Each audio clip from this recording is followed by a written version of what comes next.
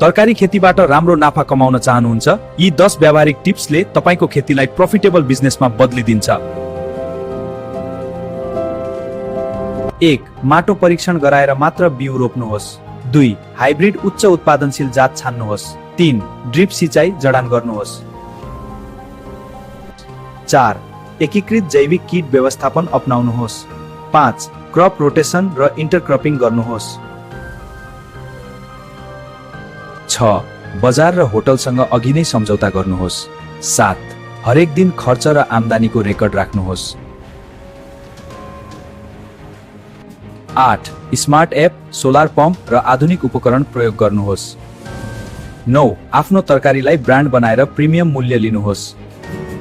10. सरकारी अनुदान, बिमा र तालिम अनिवार्य लिनुहोस्। यी टिप्स लागू गर्नुहोस् र सफल व्यावसायिक किसान बन्नुहोस्। लाइक र सब्स्क्राइब गर्न नबिर्सनुहोला।